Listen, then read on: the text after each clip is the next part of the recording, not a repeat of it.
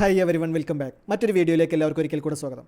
സമഗ്ര വോട്ടർ പട്ടിക പരിഷ്കരണത്തിൻ്റെ ഭാഗമായിട്ടുള്ള SIR 2025-26 ഇപ്പോൾ നടന്നുകൊണ്ടിരിക്കുകയാണല്ലോ. ഇപ്പോൾ നമുക്ക് ഇതിനായിട്ടുള്ള എന്യൂമറേഷൻ ഫോം ഓൺലൈൻ വഴി സമർപ്പിക്കുന്നതിനുള്ള അവസരം വന്നിട്ടുണ്ട്. അപ്പോൾ ഇത് എങ്ങനെയാണ് ചെയ്യുന്നത് എന്നുള്ളതാണ് ഈ ഒരു വീഡിയോയിലൂടെ നമ്മൾ നോക്കാനായിട്ട് പോകുന്നത്. SIRൻ്റെ എന്യൂമറേഷൻ ഫോം ഓൺലൈനായിട്ട് എങ്ങനെയാണ് സബ്മിറ്റ് ചെയ്യുന്നത് എന്നുള്ളതിൻ്റെ സ്റ്റെപ്പ് ബൈ സ്റ്റെപ്പ് പ്രോസസ്സാണ് ഇവിടെ കാണിക്കുന്നത്. ഡീറ്റെയിൽ ആയിട്ട് പറയുന്നത് കൊണ്ട് തന്നെ വീഡിയോയുടെ ലെങ്ത് അല്പം കൂടിയിട്ടുണ്ട്. എങ്കിലും വീഡിയോ കാണുന്നതിലൂടെ നിങ്ങൾക്ക് സ്വന്തമായി വളരെ എളുപ്പത്തിൽ ഈ ഒരു പ്രോസസ്സ് കംപ്ലീറ്റ് ചെയ്യാനായിട്ട് സാധിക്കും. അപ്പോൾ അതിനുവേണ്ടി നിങ്ങൾ ഈ ഒരു വീഡിയോ മുഴുവനായും കാണുക. വീഡിയോ മുഴുവനായും കണ്ട് മനസ്സിലാക്കിയതിനു ശേഷം മാത്രം ഈ ഒരു പ്രോസസ്സ് തുടങ്ങാനായിട്ട് ശ്രദ്ധിക്കുക. ഈ ഒരു പ്രോസസ്സ് നിങ്ങൾക്ക് നിങ്ങളുടെ കയ്യിലുള്ള മൊബൈൽ ഫോൺ ഉപയോഗിച്ചുകൊണ്ട് തന്നെ വളരെ എളുപ്പത്തിൽ ചെയ്യാനായിട്ട് സാധിക്കുന്നതാണ്. വോട്ടർ പട്ടികയിൽ പേരുണ്ടായിരിക്കുക എന്നുള്ളത് ഏതൊരു പൗരൻ്റെയും അവകാശമാണ്. മറിച്ച് ഇതൊരു വോട്ട് ചെയ്യൽ മാത്രമായി കാണാതിരിക്കുക. അതുകൊണ്ട് തന്നെ എല്ലാവരും എത്രയും പെട്ടെന്ന് ഈ ഒരു SIRനുള്ള എന്യൂമറേഷൻ ഫോം ഫില്ല് ചെയ്ത് സബ്മിറ്റ് ചെയ്യാനായിട്ട് ശ്രദ്ധിക്കുക. അപ്പോൾ നമുക്ക് എങ്ങനെയാണ് SIRൻ്റെ എന്യൂമറേഷൻ ഫോം ഓൺലൈനായിട്ട് സമർപ്പിക്കുന്നത് എന്നുള്ള വീഡിയോയിലോട്ട് പോകാം.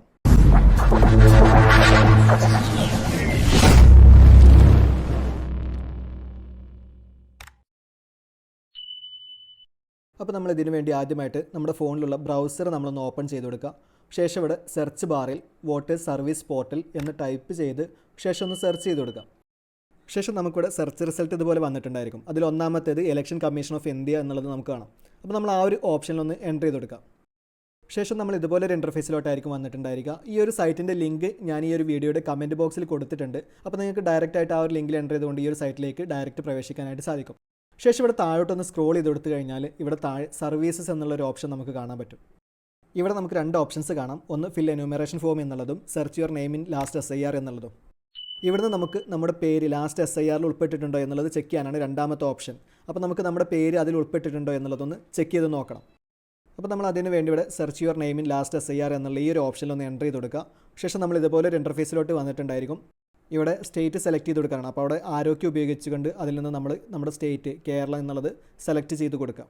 അതിനുശേഷം താഴെയുള്ള വ്യൂ എന്നുള്ള ഈ ഒരു ബട്ടണൊന്ന് പ്രസ് ചെയ്ത് കൊടുക്കാം.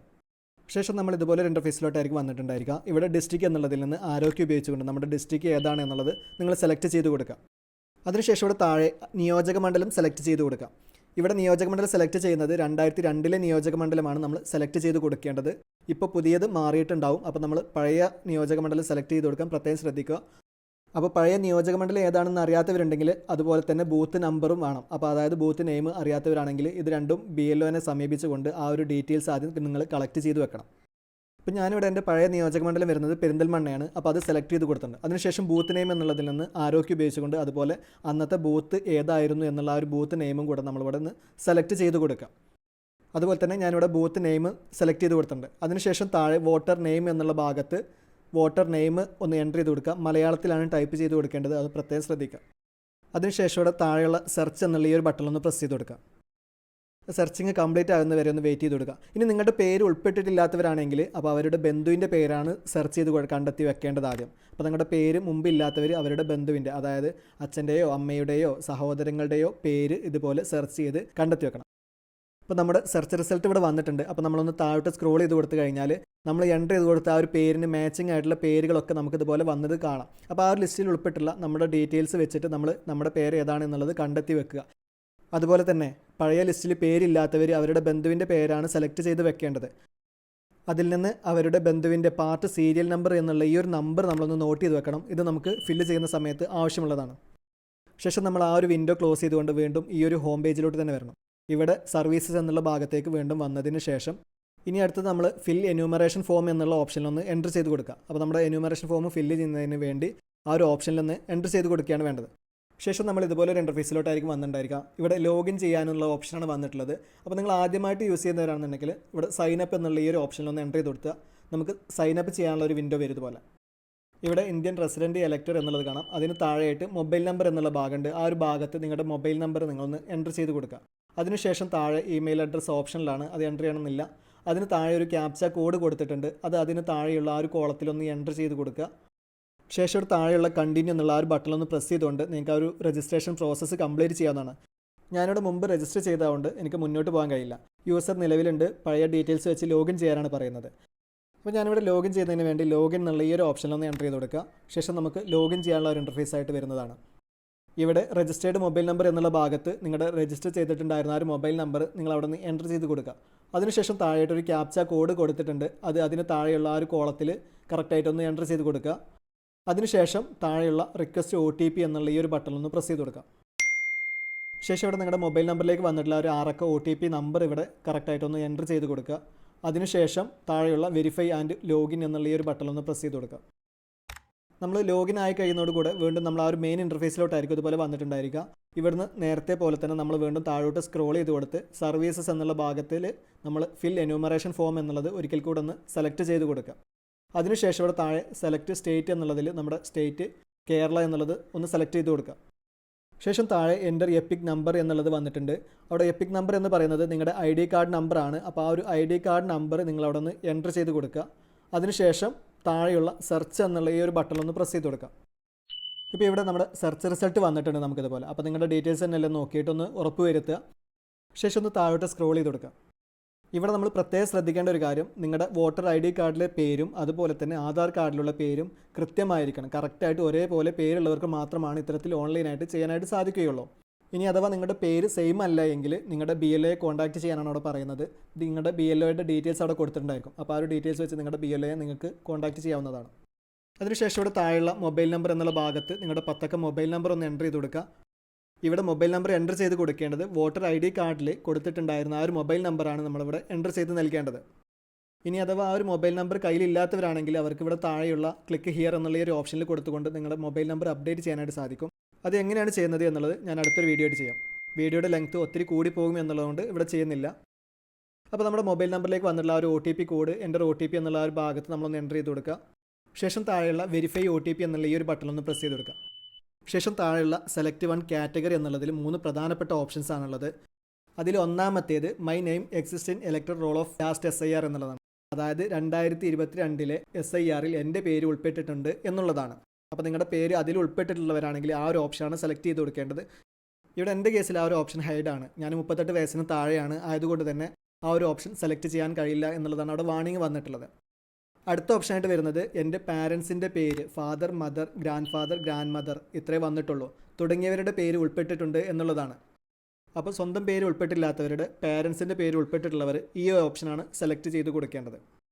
അടുത്ത വരുന്ന കാറ്റഗറി എൻ്റെയോ എൻ്റെ പാരൻസിൻ്റെയോ പേര് അവസാന SIRൽ ഉൾപ്പെട്ടിട്ടില്ല എന്നുള്ളതാണ്. ഈ ഒരു സാഹചര്യത്തിൽ ഇത് അപ്രൂവ് ആകാനുള്ള സാധ്യത വളരെ കുറവാണ് എന്നാണ് പറയുന്നത്.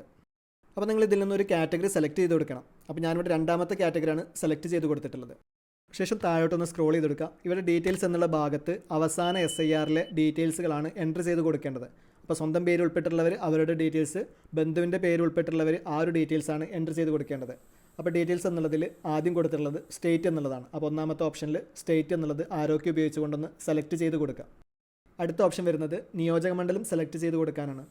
ഇവിടെ 2002 SIRൽ ഉൾപ്പെട്ടിട്ടുണ്ടായിരുന്ന നിയോജക മണ്ഡലമാണ് സെലക്ട് ചെയ്ത് കൊടുക്കേണ്ടത്. അടുത്ത ഓപ്ഷനിൽ വരുന്നത് നമ്മുടെ ബൂത്തിൻ്റെ പേരും നമ്പറുമാണ് എൻ്റർ ചെയ്ത് കൊടുക്കേണ്ടത്. അതിൽ നിന്നും നിങ്ങളുടെ ഓപ്ഷൻ നിങ്ങൾ ആരോഗ്യം ഉപയോഗിച്ചുകൊണ്ടൊന്ന് സെലക്ട് ചെയ്ത് കൊടുക്കുക. അടുത്ത ഓപ്ഷൻ വരുന്നത് പാർട്ട് സീരിയൽ നമ്പർ എന്നുള്ളതാണ്.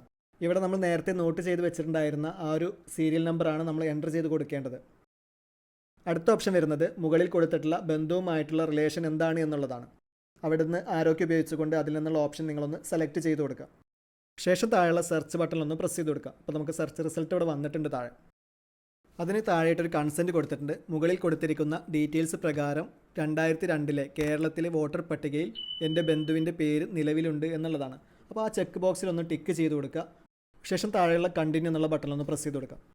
ശേഷം വരുന്ന ഭാഗത്ത് നമ്മുടെ ഡീറ്റെയിൽസ് എൻ്റർ ചെയ്ത് കൊടുക്കാനുണ്ട്. അവിടെ ഡേറ്റ് ഓഫ് ബർത്ത് എന്നുള്ളതാണ് ഒന്നാമതായിട്ടുള്ളത്. അവിടെ നിങ്ങളുടെ ഡേറ്റ് ഓഫ് ബർത്ത് നിങ്ങൾ കറക്റ്റായിട്ടൊന്ന് എൻ്റർ ചെയ്ത് കൊടുക്കുക. അടുത്തായി വരുന്നത് ആധാർ നമ്പർ എന്നുള്ളതാണ്. അത് ഓപ്ഷണൽ എന്ന് കൊടുത്തിട്ടുണ്ട്, എങ്കിലും അത് എൻ്റർ ചെയ്തുകൊണ്ട് തന്നെ മുന്നോട്ട് പോവുക. അടുത്ത ഓപ്ഷൻ വരുന്നത് ഫാദർ നെയിം എന്നുള്ളതാണ്. അവിടെ ഫാദർ നെയിം എൻ്റർ ചെയ്ത് കൊടുക്കുക. അതിനുശേഷം അടുത്ത ഓപ്ഷനിൽ വരുന്നത് ഫാദർ എപ്പിക് നമ്പർ എന്നുള്ളതാണ്. അത് ഓപ്ഷണലാണ്, അത് എൻ്റർ ചെയ്യേണ്ട ആവശ്യമില്ല. അതിനുശേഷം അടുത്ത ഓപ്ഷൻ വരുന്നത് മദേഴ്സ് നെയിം എന്നുള്ളതാണ്. ആ ഒരു ഭാഗത്ത് നിങ്ങളുടെ മദേഴ്സ് നെയിം ഒന്ന് എൻ്റർ ചെയ്ത് കൊടുക്കുക. ശേഷം അടുത്ത ഓപ്ഷൻ വരുന്നത് മദേഴ്സ് എപ്പിക് നമ്പറാണ്. അത് ഓപ്ഷനിലാണ്, എൻ്റർ ചെയ്യേണ്ട ആവശ്യമില്ല. ശേഷം അടുത്ത ഓപ്ഷൻ വരുന്നത് spouse name, spouse EPIC number എന്നുള്ളതൊക്കെയാണ്. അത് ഓപ്ഷനിലാണ്, എൻ്റർ ചെയ്യേണ്ട ആവശ്യമില്ല. അതിനുശേഷം താഴോട്ട് വന്നു കഴിഞ്ഞാൽ ഇവിടെ അപ്ലോഡ് ഫോട്ടോ എന്നുള്ളൊരു ഓപ്ഷൻ കാണാം. അവിടെ നമ്മുടെ ഫോട്ടോ അപ്ലോഡ് ചെയ്ത് കൊടുക്കേണ്ടതുണ്ട്.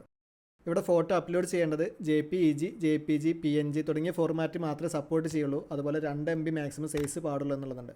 ഇവിടെ നിന്ന് ചൂസ് ഫയൽ എന്നുള്ള ഓപ്ഷനിൽ എൻ്റർ ചെയ്തുകൊണ്ട് നിങ്ങളുടെ ഫോട്ടോ നിങ്ങളൊന്ന് സെലക്ട് ചെയ്ത് കൊടുക്കുക. ശേഷം ഇവിടെയുള്ള സേവ് ബട്ടൺ ഒന്ന് പ്രസ് ചെയ്തുകൊണ്ട് ആ ഫോട്ടോ ഒന്ന് സേവ് ചെയ്ത് കൊടുക്കുക. ശേഷം നമ്മുടെ ഒരു ഫോട്ടോ ഇതുപോലെ നമുക്കിവിടെ അപ്ലോഡായി വരുന്നതായിരിക്കും. അതിനുശേഷം നമ്മളൊന്ന് താഴോട്ട് സ്ക്രോൾ ചെയ്ത് കൊടുക്കുക. ഇവിടെ നമുക്ക് നമ്മുടെ മുകളിൽ കൊടുത്തിട്ടുണ്ടായിരുന്ന റിലേറ്റീവിൻ്റെ ഡീറ്റെയിൽസ് നമുക്കിതുപോലെ കാണാവുന്നതാണ്. ശേഷം താഴെ പ്രിവ്യൂ സബ്മിറ്റ് എന്നുള്ള 2 ഓപ്ഷൻസ് നമുക്ക് കാണാം. അപ്പോൾ നമുക്കവിടെ പ്രിവ്യൂ എന്നുള്ളതിൽ എൻ്റർ ചെയ്ത് കൊടുത്തു കഴിഞ്ഞാൽ നമ്മൾ ആ ഡീറ്റെയിൽസ് നമുക്കിതുപോലെ കാണാവുന്നതാണ്.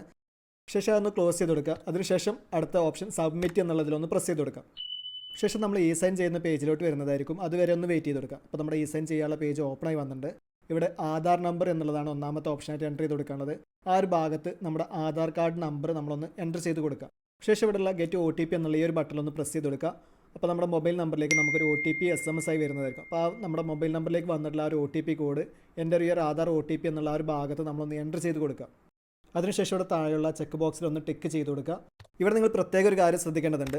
നിങ്ങൾ BL കൊണ്ടുവന്ന് തന്നിട്ടുണ്ടായിരുന്ന ആ ഒരു ഫോം ഫില്ല് ചെയ്ത് കൊടുത്തവരാണെങ്കിൽ ഒരിക്കലും ഇങ്ങനെ ഓൺലൈനായിട്ട് ഫില്ല് ചെയ്യാൻ പാടില്ല.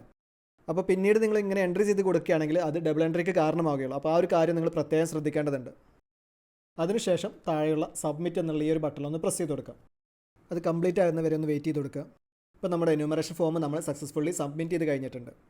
ശേഷം നമ്മൾ എൻ്റർ ചെയ്ത് കൊടുത്തിട്ടുണ്ടായിരുന്ന ഈ ഒരു ഡീറ്റെയിൽസ് അതായത് BLOമാരുടെ ആപ്പിലേക്ക് അവർക്ക് ലഭിക്കുന്നതായിരിക്കും. അവർ ഈ ഒരു ഡീറ്റെയിൽസ് വെച്ച് വെരിഫൈ ചെയ്യുന്നതായിരിക്കും. ഈ ഒരു വീഡിയോ കാണുന്നതിലൂടെ ഏതൊരാൾക്കും അവരുടെ പേര് വോട്ടർ പട്ടികയിൽ നിലനിർത്തുന്നതിന് എങ്ങനെയാണ് ഓൺലൈൻ വഴി എന്യൂമറേഷൻ ഫോം ഫില്ല് ചെയ്ത് സബ്മിറ്റ് ചെയ്യുന്നത് എന്നുള്ളത് മനസ്സിലായിട്ടുണ്ടാകുമെന്ന് വിചാരിക്കുന്നു. വീഡിയോ ഇഷ്ടപ്പെട്ടുവെങ്കിൽ ലൈക്ക് ചെയ്യുക. അതുപോലെ തന്നെ മറ്റുള്ളവർക്ക് കൂടെ വീഡിയോ ഒന്ന് ഷെയർ ചെയ്ത് കൊടുക്കുകയും ചെയ്യുക. കൂടാതെ നിങ്ങൾ ഈ ചാനൽ ഇനിയും സബ്സ്ക്രൈബ് ചെയ്തില്ലെങ്കിൽ ഇപ്പോൾ തന്നെ വീഡിയോയുടെ താഴെയുള്ള സബ്സ്ക്രൈബ് ബട്ടൺ ഒന്ന് പ്രസ് ചെയ്ത് ചാനൽ സബ്സ്ക്രൈബ് ചെയ്ത് വെക്കുക. തുടർന്നുള്ള ബെല്ലൈക്കൻ കൂടെ ഒന്ന് എനാബിൾ ചെയ്ത് വെക്കുക. ഉപകാരപ്രദമായ മറ്റൊരു വീഡിയോയുമായി വീണ്ടും വരാം.